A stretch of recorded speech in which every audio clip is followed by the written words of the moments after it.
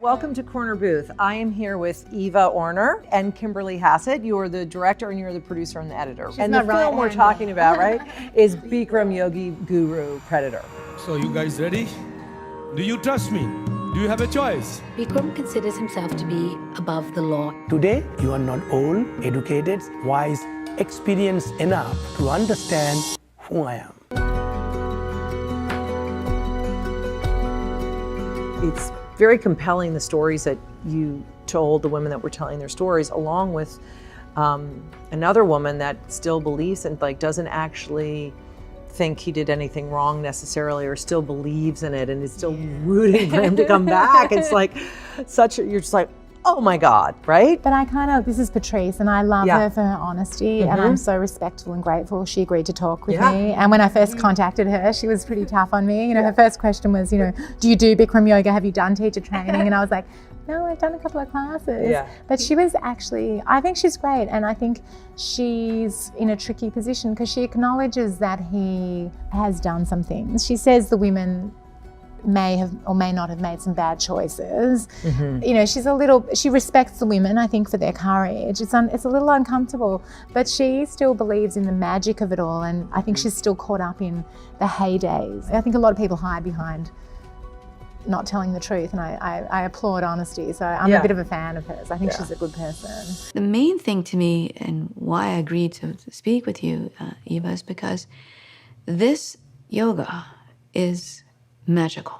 And I imagine it's like what you said is so complicated about it, is he is probably helping a large majority of people, right? In terms of, finding themselves and injury and confidence. And that's how he gets them. And we really wanted to show in the first act of the film the legitimacy of it and why people were drawn to it and fell for it, because we wanted, if you didn't sort of capture that, it's easy to dismiss people as saying, well, how foolish that you would fall for something like this, because when you look at it retrospectively, you can do that easily. But we really wanted to capture this world because it was a real thing. It was a big thing in LA and then around the world, and people believed in it. Tell me about why this story. What motivated you to tell this one? Pulse, a UK film company, brought it to me as just a series of articles and said, are you interested in telling a story?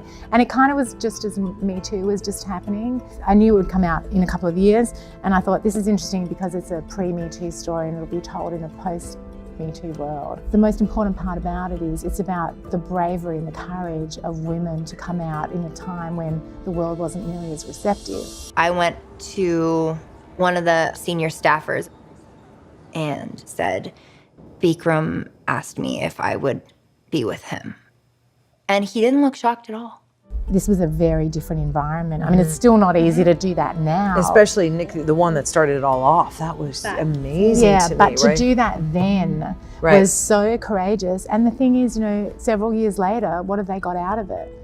He went to court, he was found guilty, he didn't pay his judgment, he got away with it, he's a fugitive in another country.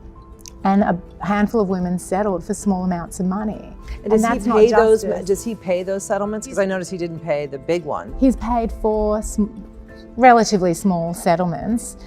2 are still pending, and he was ordered to pay $8 million when he was found guilty of every charge against him in a civil court, and he fled the country. How did you manage to, that must have been really hard to choose what went in and what Archive's didn't. fun though. Yeah, we built a chronological archive. It wasn't one of these movies where you had, hundreds of hours of footage. We had to cut, 2 or 3 characters along the way, but I think that it was actually quite quick to distill the story. Yeah, I think so too.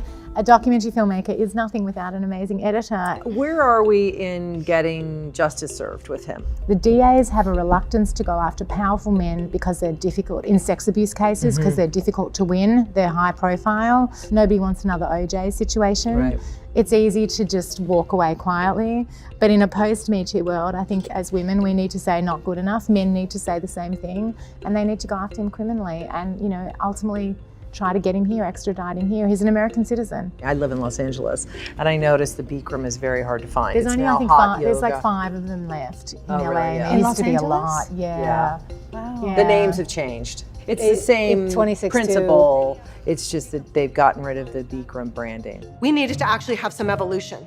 At the end of 2015, I did change the name to Hot Yoga Pasadena. Do you feel like a predator was born, or do you feel like the ego and the power, you know, grew and mushroomed, and so he just took what he wanted regardless of consent? Because I'm sure plenty of women were sleeping with him willingly. I think he always had something in him that was A seed. I think he was prone to abuse if given power. He got worse as he got more power, but he was more enabled, and he had a core group around him enabling him and protecting him. But I think, I don't know, I feel like he was always very comfortable not telling the truth, and I think that's always a big warning sign. Well, congratulations. Thank it's great you to so meet you guys. much. Really well done. Thanks. Thanks for stopping by our corner booth. Thank you. We love it here. Thank you.